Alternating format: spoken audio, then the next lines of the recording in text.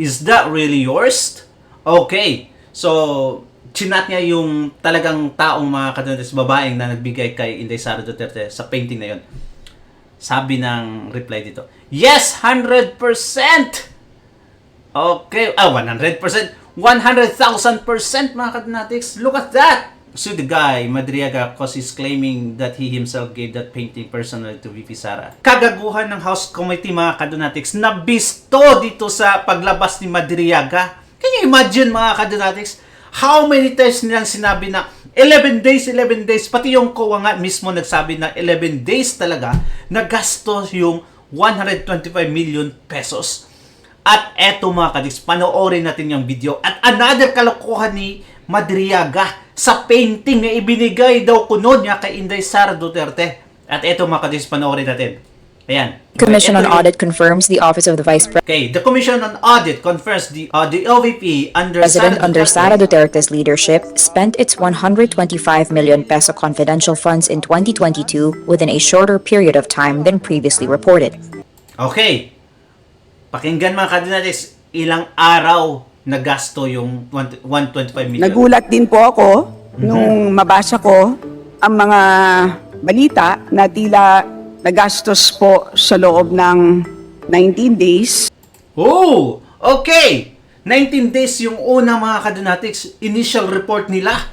Nagasto yung 125 million. Alright? At tinanong ko po ang COA at tinignan ko po ang mga iba't ibang mga reports.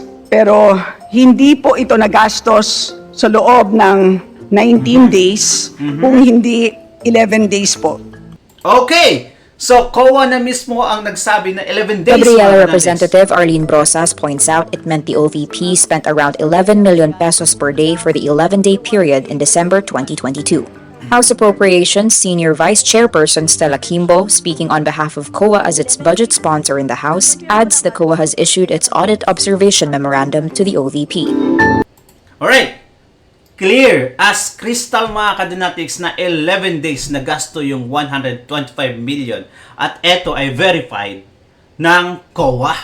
It's like saying mga kadunatics na noon, before sa ICC, ang sinabi nila na 30,000 kuno ang napatay ni Tatay Digong sa oplang tukhang or sa drug war mga kadunatics. Pero nang umabot na doon, iba na yung numero. 40 plus lang ata mga kadunatics. Ito ang sinabi ni Madriaga. Ha? Ngayon lang, nung salita niya doon sa kamera mga kadunatics, ito. I read from several media reports that 125 million OBP confidential funds in 2022 were reportedly utilized in just 11 days. This is wrong because I personally disposed the money in less than 24 hours.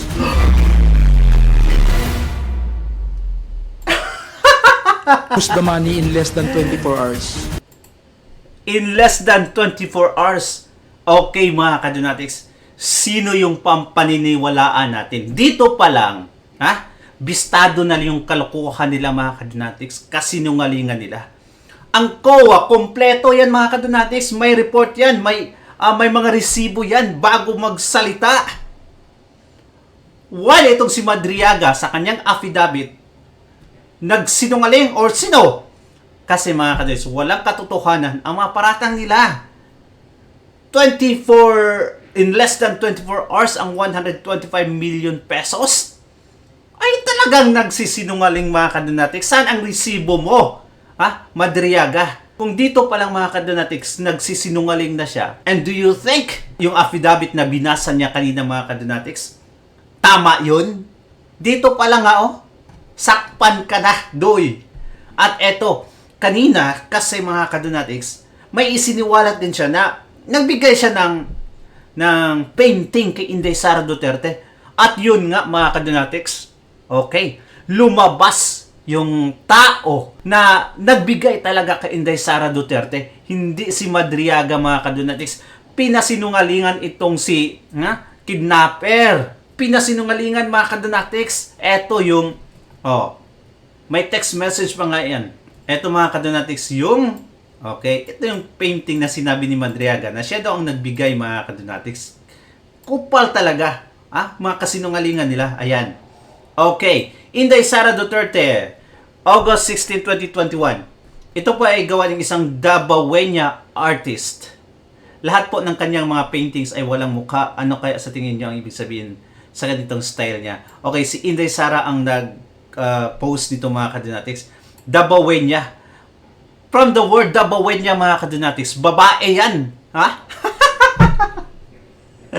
Tapos si Dabi ni Madriaga na siya yung nagbigay. Napakakupal talaga. Sobrang kupal mga kadunatics. Ayan. Okay. Kumalat yung text message ngayon, yung chat. Kasi, nung napag-usapan nila yung paintings, at eto, mga kadunatics, kanina napag-usapan nila sa affidavit. Kaya kinonfirm ng isang nanonood kanina. Na isang kadunatics natin. Anong sabi dito? Hiya! Okay, siguro ang pangalan Hiya mga kadunatics. They are talking about the painting. My Aya called, he's watching the news. Is that really yours? Okay. So, chinat niya yung talagang taong mga kadunatics, babaeng na nagbigay kay Inday Sara Duterte sa painting na yun. Sabi ng reply dito, yes, 100%! Okay. 100%. 100,000% mga kadunatics. Look at that! Okay. Thought so. Yan daw binigay ni Madriaga kay VP Sara. Did he buy it from you? Do you know him? No. He is a kidnapper. Haha. I gave that to Sara straight, lol. Freaking hoy. Okay. So, dito pa lang malalaman natin mga kadunatics na grabe yung kasinungalingan nila. Sobra. Okay? Meron pa yung kasunod no? Ayan. Okay. Tapos, nag-send pa siya ng photo dito. Alright. Okay. Anong sabi niya dito? She overcame everything that was meant to destroy her. Okay. So, like, ayan, ito yung, ayan. Sa kanya pala talaga ito mga kadunatics. Senorita. Parang siya nag-post nito nung 2020. Tapos, ito ay binigay niya kay Inday Sara Duterte nung 2021.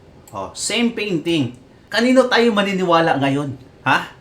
Sa kidnapper at sinungaling? Or, sa mga Duterte? Sobrang kakapalan talaga ng mukha nila mga kadunatics. Grabe. Kakapal talaga. Di ba? Okay. Ito yung sabi niya sa baba. Time of post and dates. The code is freaking perfect. Can I share this with? They might find it useful to discredit the freaking liar. Okay? Sure, of course. Thanks. You can sue the guy, Madriaga, because he's claiming that he himself gave that painting personally to VP Sara. Look at that mga kadunatics. Kung nagawa mong magsinungaling sa isang maliit na bagay, how do you expect us to believe you mga kadunatics? In your next statements? Diba? Nagsinungaling ka na?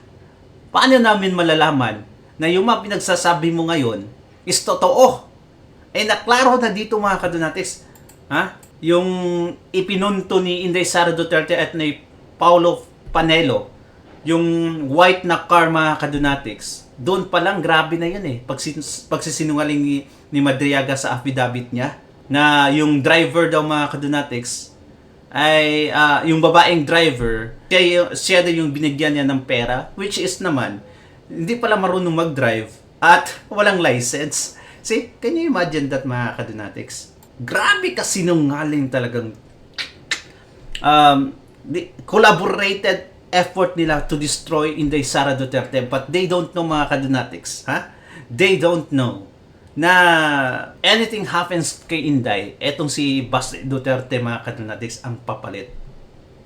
Okay, we will pray Inday Sara would endure this mga kadunatics, but kung anumang mangyayari in the future, we have a backup mga kadunatics, a plan B, which is actually, I would say na alam na nila. They are actually worried right now mga kadunatics kasi may isang Duterte pa tayo.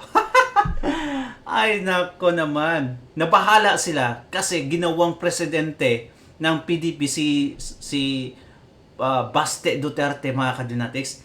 It's a sign daw na bigyan siya ng national position. Oh no. Ayan yung mga report nila Tinyo no? So, which is, it makes sense naman mga kadonatics, di ba? Let's see what will happen. Kapanipaniwala ko ng mga kadonatics yung affidavit na binasa ni Madriaga. And I believe mga kadonatics that he is part of the crew sa kay Tatay Digong or kay Inday Sara Duterte.